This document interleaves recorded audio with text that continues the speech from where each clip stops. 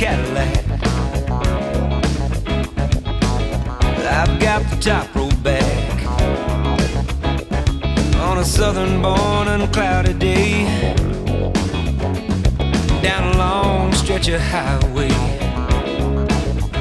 I know this day's gonna be my friend, long as I'm here, baby, in the flatlands, Mississippi flatlands.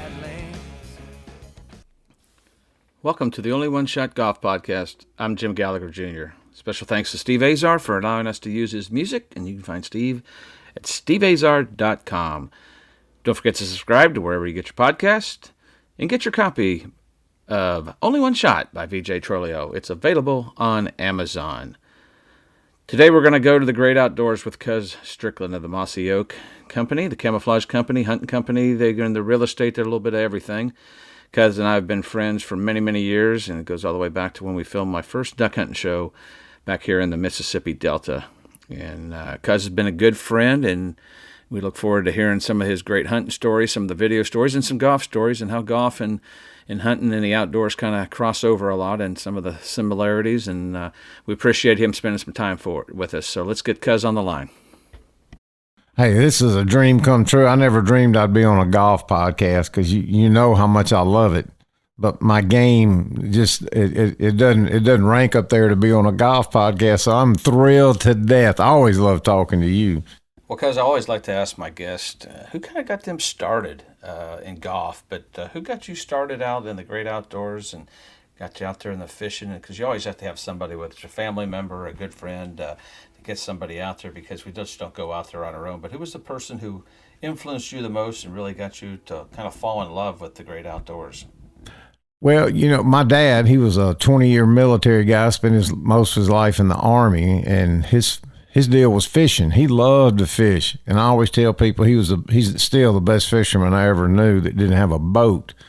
We lived in Natchez down there by the Mississippi River, and we did a lot of bank fishing, a lot of lake fishing. We'd rent a boat every once in a while, but he instilled in me early on, outside is the place to be. And we didn't have any land to hunt. We hunted in the Homachita National Forest, and I just fell in love with that. And he would go hunting maybe once a year, but and I had an older brother who stuck with the fishing, and I just loved the hunting.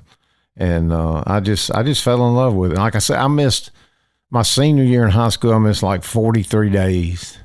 And my principal called me in the office, and he called me Strick. He said, "Strick, if you miss one more day, buddy, you're not graduating." So I had to tighten up, and that was a good reality check for me. But my dad was a great guy. He loved to play golf. He's like me, kind of hack, but you know, he kept us outside, and I just fell in love with just about anything outdoors. You play a lot of other sports too outside golf, and then you play sports in between as well, because you couldn't hunt all day long. You could hunt all day long, but you play other sports. Yeah, I was really into baseball, Little League baseball. Loved that. Made the all-star teams. Did all that kind of stuff. I was chunky, so I was either catching or pitching. That was it. And I wasn't like a position player, but I could hit, and played a little football. And then midway through I think it was my junior year, I signed up. They used to have a program in high school when I was young called DE, Distributive Education. You could get out at noon if you had a job, and man, I jumped all over that with both feet, so I had to quit playing football. But that allowed me to buy more fishing lures and hunting ammo and stuff like that. So, yeah, the outdoors. So what exactly was your job? My job back then, I worked at a grocery store, and I was working 40-something hours a week as a junior in high school, and had my own car. I learned early on, you know, the value of a dollar, and working was something I just loved. It to me, it was like a hobby. But I did bag groceries, put up stock, and that's where I met my wife. Thank God I was working in that grocery store. She used to come in with her mom and her sister, and all three of them were knockouts. And the mom and the little sister would flirt with me, and she wouldn't give me the time of day, but I stuck it out. And anyway, good thing you did. Been married 47 years, so it worked out. You know, kids, we're always trying to get figure out how to get kids involved. But how do you get new people involved and get in the great outdoors and the hunting, the fishing? How do we get them out there? Because I know it's always a struggle with golf to get people started. But once they get started, I know they love it. But how do y'all get people and influence them to get started? Well, it's funny you ask that, because the analogy I give, I'll talk about this. I do a lot of talks, done thousands of seminars and stuff.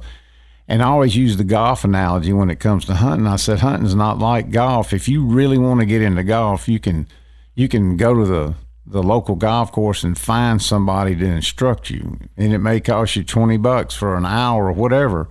You can't get that in hunting. You got to have a mentor. That's why I tell people all the time, if you really love it, if you really dearly love it, you have to pass it on. The way you do that, you teach other people. People that hunt and fish a lot, they don't have to worry about their kids getting it. Their kids will get it. It's those other kids whose parents don't do it, have never been involved in any way. Those are the ones you got to reach out to. And when you mentor someone, it takes a long time. You're giving of your time then, which is the most valuable thing you have. But, right now is probably a really good time, because there's so many people interested in it because of the food aspect. Everybody's wanting to know where their food comes from. I sit on the board of the National Deer Association, which used to be QDMA, and they started setting up these things at farmers markets, cooking venison. And when people would come over, they'd say, "Oh, I love venison," and I don't know how to hunt. And we did like a 30-person hunt with just people who signed up to go hunting. And the diversity of that group was unbelievable. But all they were interested in was gathering their own protein. And they weren't scared of shooting a crossbow or a gun or whatever. What was kind of holding them back was what to do with the deer after they got it down. They couldn't, and that's what we were teaching them. There's deer processors there. This is how you do that. But people, man, they're dialed into that, and that's a good thing. So, believe it or not, hunting's in a pretty good place right now. You mentioned the food aspect and how you had a great time with that and teaching people how to process the deer. But you bring out the kids, and how do you keep them engaged? Because it can get pretty slow out there. You can't always the deer aren't always moving. But how do you keep those kids kind of occupied when things are slow? And what are some of the things you've done and passed on to your grandkids that maybe some of the folks are getting their kids or their grandkids out there? What are some of the advice you had to them to keep them interested? And you mentioned a mentor, but tell us about that. Yeah, I wrote an article in the magazine, and I don't remember the name of it, but it was all about that. And where people go wrong, especially people who are just like, they're all about it. Hunting and fishing is their life. They try to put too much on them when they're little. And I say, look, here's the frame of mind. You got to remember, this is about them, not you. It's not about them killing a deer or catching a fish or shooting a turkey. Well, this is about them having fun. So I always try to make it like I say, I'm going to be the guide, and I'm going to teach them everything I can. When we're walking to the woods, we stop. There's a deer track. Come look at this spider web. This plant is this kind of stuff. And I always made sure they were comfortable, because deer hunting and duck, you're a duck hunter, I'm not. But any of that stuff can be real uncomfortable. So you got to put time limits on it. When you see they've kind of had enough, back out and go do something else. And don't just constantly harp on them about being still and doing this kind of stuff. If you make it fun, they're going to go back. They want to be with mom and dad or Uncle Frank or Aunt Jill, whoever it is. You got to make it fun, but you got to get in the mindset, look, this ain't about me, it's about them. I'm going to teach them everything. And in turn, they'll start teaching their other friends. One time I took my youngest daughter, Lauren, one of her first trips. She was 6. I think she was 6. And we were walking down this place to go sit down somewhere, and I stopped. It had just got through raining, and I took a big sniff. And I said, "You smell that?" And she said, "What is it?" And I said, That's the woods. And that's the only place you can smell this is in the woods. And I was like, me, big bad dad. 10 years later, we're taking an inner city kid from this group called Camp Compass, and Lauren, who was 6 at the time, she's now a teenager. She's the guide, and I'm just filming. And they're walking down to where they're going to go get in this deer blind, and she stops and she does that. She takes a big sniff and tells that girl, that's the woods. And I almost started crying. I'm like, she remembered that from 10 years ago. So you just kind of got to be a teacher and a guide, make it interesting for them. Well, because you mentioned a mentor, and mine was Ed Meeks. I mean, I didn't grow up hunting, and golf was our life. We played basketball in the wintertime up in Indiana. But my dad, when I moved down here and married Sissy, he wanted me to have a hobby, so he made sure that Ed kind of worked hard and found a hobby for me, and it was hunting. And I remember the first time they took me, we went up to some kick-em-up quail, and I chased that quail up and down the hills, and it went on for 10, 15 minutes. Finally, Sissy and Ed just sat down, and they said, well, he'll eventually just die of exhaustion. And then all of a sudden he looked down, there was the quail just breathing as heavy as he could. I never did hit him, but that was always a fun time. And he, he started me duck hunting, and that's one of the things I always enjoyed to do with him, and he always stressed safety. That was the number one thing. And I remember the first time they took me, I was in the middle. There were 3 of us in a boat, and they said, you got to keep down, you got to keep still. And of course I did. I never moved, and bang, bang, bang, they shot, and I jumped up, and all the ducks were gone. And they did it a couple times. About the third time, I kind of figured I was just out there just so they could have another limit. But taught me some patience, and I caught on pretty quick what they were pulling on me. But it was just always fun. He taught me all those things. We had some great times together. I remember we were out there in the scatters. We'd sit there and hadn't seen a duck in 45 minutes. He goes, oh, there's that 1 o'clock flight. It'll be coming in here in a minute. Just be patient. And I'd wait and wait and wait. And there suddenly these flies, a bunch of ducks would fly in. I'm going like, man, he knows this stuff. And he convinced me. And to this day, I still believe that there was a 1 o'clock flight coming in. But he'd take my kids out. He took Mary Langdon out on that Bronco, and a 69 Bronco. She's about 12 years old. She can't even touch the pedals, and he taught her how to drive that with a 3 on a tree, and just those great times we had out at Teoc, and priceless times that he passed on to us, and always be grateful for him and his mentorship, not only to me and also to my kids. It's like you said, it's what you have to do, and it's what makes being out in the outdoors in golf so much, as you pass on those how to be proper and how to go by the rules, and you enjoy yourself. You host the show Hunting the Country, and you've had some really cool hunts on there. But what's one of your favorite kind of non-golf related type of hunts? There's got to be one that kind of sticks out that's pretty special to you. Do you have one that comes to mind? Non-golf really kind of stand out. Non-golf related. I do want to tell about how we got into the golf television, but people ask me that all the time, and I have to separate hunts with my family because they can't get any more special than that. But as far as a non-family member, the most special hunt I've ever had was with a kid. I think he was 8 at the time. His name's Ryan Welch, and he was like the 3rd kid we took from the Catch a Dream Foundation. Yep. And you know well what that is. The Catch a Dream Foundations, they do stuff for very seriously ill children that Make-A-Wish won't do. Anyway, his wish, and he had just had a malignant brain tumor removed, his wish was he wanted to go turkey hunting with me or Will Primos. Well, that alone was so much weight on my shoulders I couldn't believe. But anyway, we got the letter, they called me, and we put the hunt together. And I went and told Toxie, I said, here's what's going on. He didn't ask for a budget. He didn't ask for where or when or where. He said, make it happen. So I said, I'm taking this kid to Texas because Ray Charles can kill a turkey in Texas. I mean, back then it was like turkey's city. So it ended up being Ryan, who was 8, his little brother, and their dad named Roger. So I took him to Texas and picked him up at the Dallas airport. I'm going to try to give you the short version of this. But anyway, it rained for 3 straight days. It never rains like that in Texas. It was so hard. And this little kid, he had a lot of balance issues. He had a lot of stuff he was dealing with. But I would take him and put him, I would sit down and I'd pull him up between my legs, and he would just raise that gun and sit there like a rock. So I started calling him the Rock. And long story short, the last 30 minutes of the last day, on the way back to the hunting lodge, it quit raining.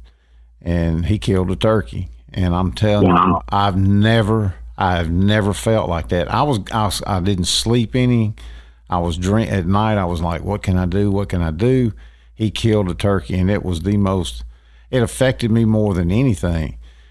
And I got to be friends with his mom and his dad, and we would email back and forth. And about a year after that, or 2 years, I get a letter from his mom.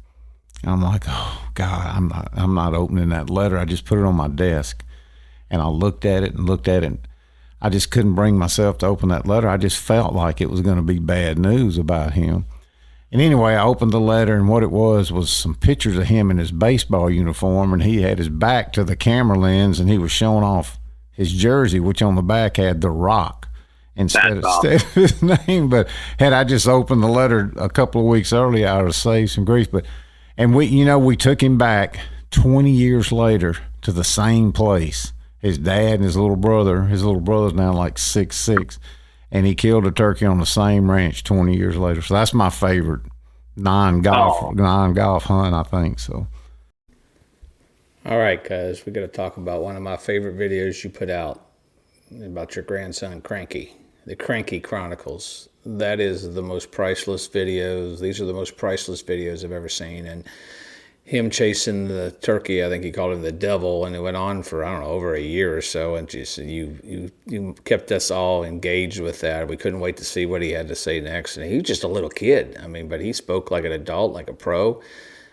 Probably got to watch out for my job. He's probably coming after it, but tell us a little about Cranky and why you started kind of taking the videos and sending them out to everybody. It's unbelievable. He's my youngest grandson. I have 4 grandchildren. My oldest is 17, headed to Mississippi State, and I have 3 boys that kind of there, and Walker and Matt, who's Cranky's older brother, and Cranky, who's the littlest one, cotton top, white hair, and he's very unique. And I knew he was unique from the get-go, because most kids, when you're around them with video gear and all, they clam up and and Cranky never paid any attention to that camera and could carry on an adult conversation at age 6 or 7. It was unbelievable.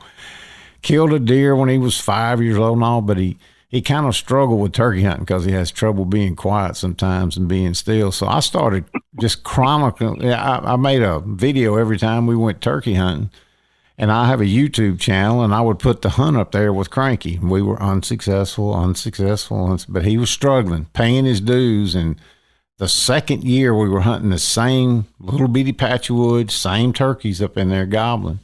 And we had nicknamed this turkey the devil because he was just hard to kill. And I was moving ground blinds. I even put out trail cameras. I was killing myself trying to get Cranky to shoot this turkey. And finally he did. And I put that video up there, Cranky Kills the Devil. And I'm telling you, it's had more views than anything I've ever seen. But Cranky's this unique. He's one of those kids who's very respectful. People love that, number one. You can put a kid photo up on social media or a dog or food, and it does good. But people just kind of migrated to him, and he's a cat now and loves to play golf. He got his own little set of clubs, and he's got it figured out now. You can't teach him anything. Oh, yeah. You can't teach him nothing. But he's got it figured out. So he's fun to watch. And, I found out that people love that family-oriented stuff. Even as crazy as social media in our world is now, good, wholesome stuff, people just migrate to it, and they love it. And that's one good thing about all the Cranky videos is it's just good stuff. It's funny and it's real. Well, you mentioned Cranky and how much he loves golf, but you also kind of created a show called Second Season. It was hosted by Hal Sutton. How did that kind of idea come upon, and how did you get it onto the Golf Channel? Because I'm sure that wasn't the easiest thing back then. They weren't doing a lot of non-golf related type shows. But how did you get it started, and who came up with the idea, and who helped you out the most? It's amazing. When the internet first started coming out, I told you how big, and I followed golf big time. I just loved it. And when the internet finally started and I could figure out how to get on there a little bit, I was looking at you guys. They had a PGA page and all that stuff. And I was absolutely stunned how many of the golfers, when you dug into their bio, listed hunting and fishing. I was like, man, there's a television show there. That is a huge crossover right there. And I went to Toxie and I said, man, we need to put a show on the Golf Channel. It was just getting rolling good. And we already knew how to film hunting and fishing. So I built a pilot. This is a pretty funny story. And I couldn't get next to you guys. Nobody knew who we were in the golf world, but I found, I think this guy's name was Dave Holt. He worked for Nike Golf. And I met him somewhere, and he was a big-time hunter. So I said, I'm going to take him and a caddy. I forgot who the caddy was, but I took them two hunting, and I built the pilot for Second Season. And it was pretty good. The hunting was real good. Anyway, Went down there and showed it to the Golf Channel, basically got thrown out. They're like, your cuz, and you want to do what on the Golf Channel? It wasn't, they weren't enthralled with my pilot. So I kept digging, and I went to an event, I think it was a Nike event, but I saw Gary Nicklaus. And Gary Nicklaus was a big time hunter, loved to bow hunt, and he recognized me, and we got to talking. And he said, yeah, I'll go with you. So I set up this bow hunt with Gary Nicklaus, and I think, that'll be a pilot right there. So 3 days before, and I'm taking him to Texas to this place down there near Victoria. It's a great place, bow hunting only. And about 3 days before he's scheduled to arrive, I'm packing up to get ready to go down there. He calls me and said, hey, my dad wants to come.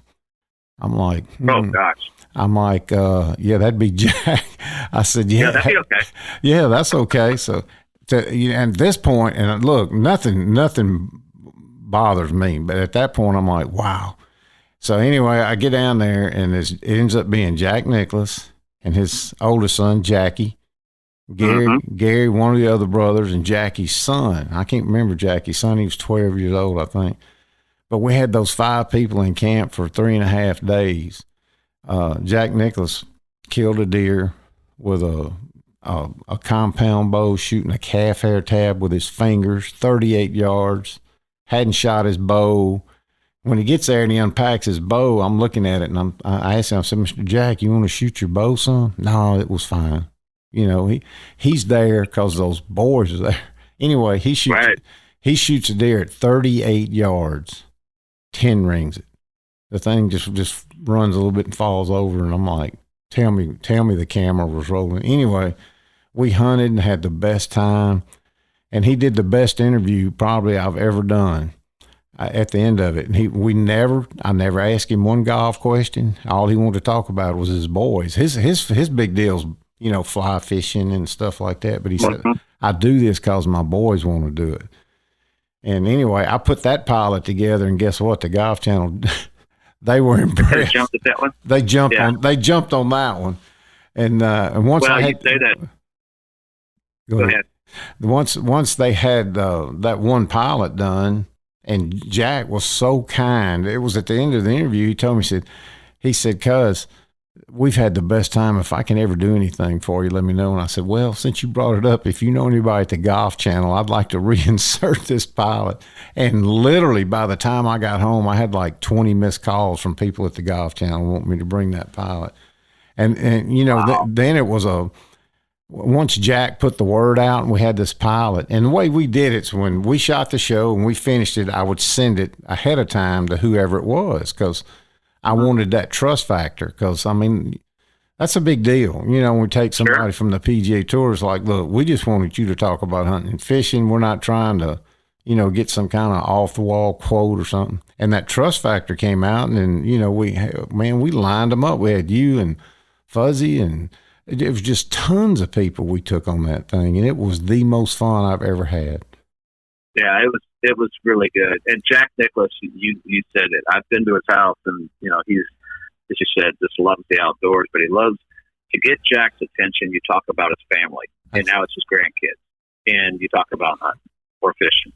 It's not about golf. And I had him for 30 minutes. I mean, it was a big party going on, and we just talked about all that in the outdoors and how much he loved it, spending time with his kids. And he actually, when he built Annandale down in Madison, he would come up here and duck hunt just outside at Teoc. I can't think of the place up there, but he would hunt up here in Greenwood. And a couple of my friends, this is before Sissy and I got married, they said, hey, we were here and Jack Nicklaus was in, you know, Bill's dollar store or wherever. I said, yeah, he was building Annandale, but he just is a normal person, other than the greatest player that ever played the game, but he loves the outdoors. And I'm not surprised that he did that with his boys and enjoyed that. He was wonderful. But there was a story, and we're going to tell it, where Fuzzy pulled a pretty good prank on Craig Stadler with a game warden on one of the shows. You've got to tell that story, because that's like my all-time. The visual's way better than us telling it, but you need to tell that story, because that's priceless. It is priceless. And, you know, Fuzzy jumped on board big time. You know, I went with him to Alaska, and man, it was a tough hunt. 7 days up there. It was, but man, he's such a nice guy. But him and Craig Stadler were big buddies.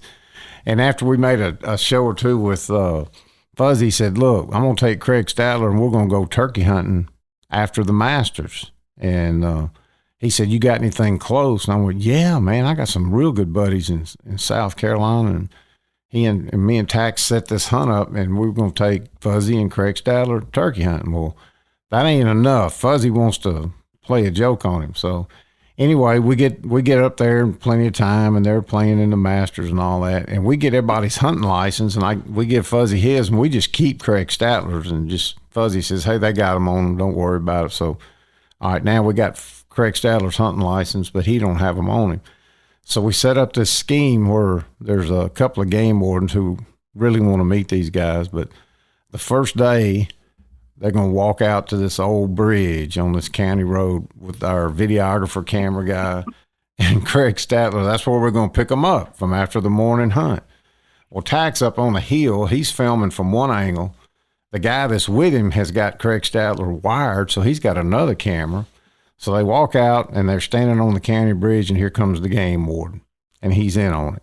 So he walks down there, and he's talking, and Craig Stadler has set his gun down, and he asks him for his hunting license, and he reaches up, and he says, well, they got him for me. We're here with the Mossy Oak guys. And he's like, well, you're supposed to have your hunting license on him, and the guy's reaching for his ticket book, and Craig Stadler is like kicking rocks. You know how he acting. He's got his head down. He's walking back and forth and all this. So he's going to play the golf cart. Now, and this game warden's a big old boy. He's like 6'2" and 300 pounds. He walks up to him and said, my name's Craig Stadler, and I just got through playing in the Masters down there in Augusta. And he looks at him and doesn't crack a smile, and he says, yes, sir, I don't follow golf. That's the funniest line I've ever heard in my life. And anyway, the camera guy's in on it, and he starts cussing. I can't believe you're writing this guy a ticket, blah, blah, blah. And he says a cuss word, and the game warden tells him, said, you need to watch your mouth. And he says nothing. He said, look, you're on a public road. You can't be cursing like that. And it wasn't bad words. But anyway, the camera guy ends up in handcuffs. Stadler is red. He's about to go berserk. And about that time, Fuzzy, who was laying on the floorboard of the game warden's truck, raises up and starts laughing at Stadler. That was the coolest thing. We actually put that on the show too, but Craig Stadler got. I'm just telling you, he just knew he was fixing to get a ticket. It was funny. To describe it, he is sliding away from the gun in the video. Yeah. And trying to get as far away from them as he can, especially when the camera guy starts cussing. You could see Craig, as you said, he's sliding down the bridge. And it was so funny. And you have to go back. They can still it was one of the best ones y'all did. That was so good. That was a gotcha moment, big time. Fuzzy guy on Stadler. And those are the times. I mean, just it's those stories more than the actual hunt. Oh, yeah. It's the stories, the times together. I mean, we did one with Faraday. Yep. That was priceless. You and I did that, and he we had a blast. That was about 2 or 3 days of nonstop laughing with David. But it was fun. It was a great part of of me out there with these guys, is to have that common, not just golf, but other things to talk about. I think that's the cool part. You mentioned turkey hunting and how addictive it is, but what is it that makes turkey hunting so addictive? I mean, I know some of my golf buddies that just love it, and there's not a lot of people, I guess, that truly have the time to turkey hunt because it takes so much time and effort. But what is it that makes it so addictive? Just about anybody. I guess it's probably the competition is what makes the golfers love it, that head-to-head, face-to-face competition. I think it's the time of the year, and people don't seem to have any issue with feathers. Everybody can kind of picture themselves, because they eat turkey for Thanksgiving. They can picture themselves throwing one over their shoulder and plucking it and cooking it in the oven and all that. But I think it's the interaction, and you're constantly calling and moving, and it's a challenge. It takes a lot of thought. It isn't just like sitting in a deer blind over a green field. There's a lot of maneuvering that's got to go on, and that just appeals to golfers and people who love the outdoors. One of the best ones we did was with Davis Love. We went over and filmed him turkey hunting, and he's got one of the biggest turkey call collections you've ever seen. It's phenomenal. And he came out that first morning, and he had all the gear and everything. We had this real old shotgun. didn't say anything. And I was like, man, I don't know if he can kill one with that. It's going to have to be close. Anyway, it took a couple of days. He finally killed one. But anyway, come to find out the gun belonged to his grandpa. And he just wanted that to kind of be along with him. Nobody in his family hunted and fished. So we kind of ended up making the show about the gun, because it was such a part of him. And after that show aired, his mom, Davis Love III's mom, called us and said she had always wondered where he got this fascination and love for hunting and fishing, and she kind of got it now. So I was like, that's a pretty big compliment right there. So. Yeah, that's a cool story. My parents or my family didn't really hunt. My dad's brothers, I think they did a little bit in Pennsylvania when they were younger and actually as adults. But my wife, Sissy's Uncle Roy Beeks from Leland, gave me my first rifle. It was a 308 Browning made in Belgium, and it's the coolest gun. And he always kind of wanted me to get into deer hunting. I mean, I was a duck hunter and didn't really kind of do any deer hunting, but we had all this beautiful land and it just nobody ever was out there. So he gave me that first rifle, and I still have that to this day, and it's an incredible gift, and it's something I'll always cherish. But let's pick your brain a little bit. It's the off season, and just trying to catch up, find out what you're doing this time of the season, other than sneaking out, playing a little golf at Old Waverly or Mossy Oak. But what are you up to during this off season? Probably editing some videos, or just kind of enjoying yourself.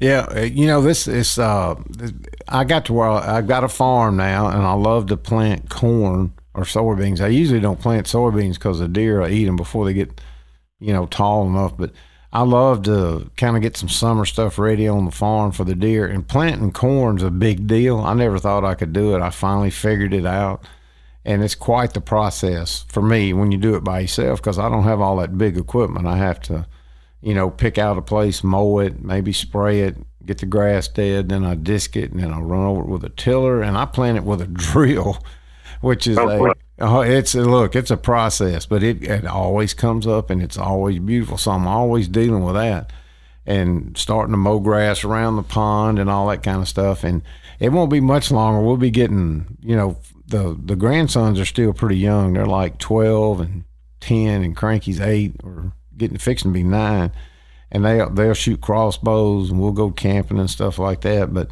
it's summertime's kind of a golf time at my place. I don't do a lot of 3D shoots and all that kind of stuff. I got all 3 of the grandsons in it, and we they love, Cranky especially loves going to Old Waverly. We have played the Mossy Oak course. It's just breathtaking.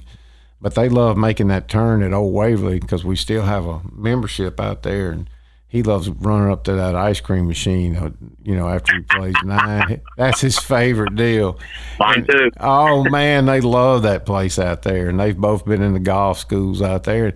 And I told her, just like I told her mom and dad, I said, look, they may not have the skills, and I got to tell a skill story before I get out here, but I said, golf is something that I've used in my whole life because people are shocked when they find out I play golf. But we've done more business on the golf course than I have in a boardroom personally, because everybody plays golf. And even if they're not a 15 handicapper, they need to be comfortable in that environment. They need to know the rules. My Uncle Bill used to make me, I could pull his bag with him and all that, but I learned everything I needed to know about the correct way to handle yourself before I ever started playing. When to pull the flag and when not to move, and I want them to all know that just so they can use it in their life moving forward. But it's kind of like you said, teaching hunting. I mean, it's the same thing in golf. You got to have a mentor, and it's usually a parent or a grandparent or somebody like that passes that along. Yep. Because it's not just drop your kids off at the golf course and let them go play and let's pro teach them. It's not a rec center. And I mean, it's time you can spend with them, that priceless time. Don't you think that you get to spend with your kids or your grandkids? Absolutely.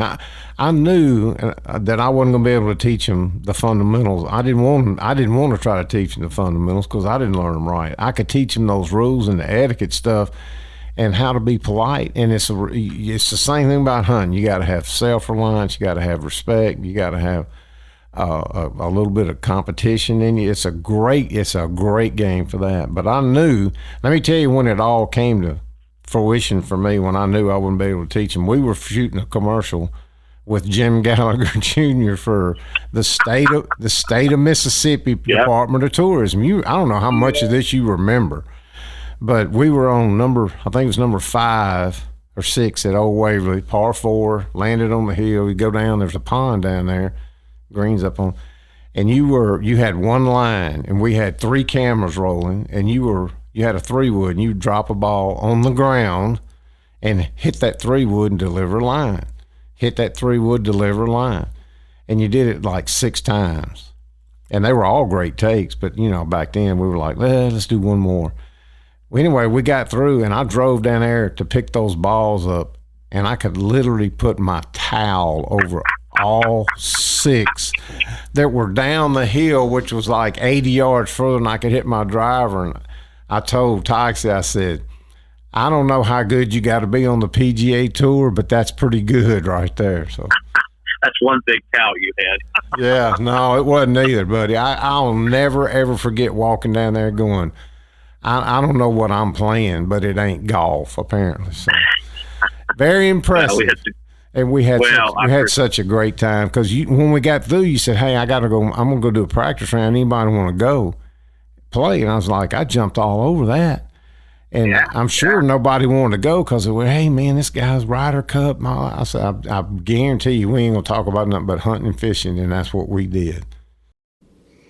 Yeah, you mentioned Mossy Oak and the golf course, which is across the street from Old Waverly. And in Mossy Oak, the Camel Company, or your company, is big time involved. Why and how did you all get involved in that project with Mr. Bryan? And it's awesome that you're involved. It kind of shows the crossover of golf and hunting. But why did Mossy Oak get involved in such a different project outside of what you normally do?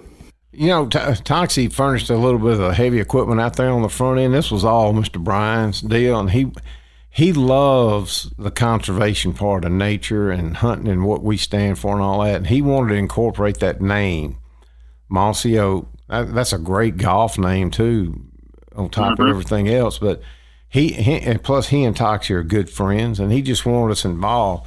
And so we were kind of responsible for some of the early heavy lifting, if you get to it, before they, got, Gil Hans and all those people in there. We did some of that stuff, but a lot of it's the marketing, and we help market that to our audience because, again, it's a huge crossover. If you look at the number of people that hunt and fish who also play golf, the number's enormous. That crossover is bigger than any other thing.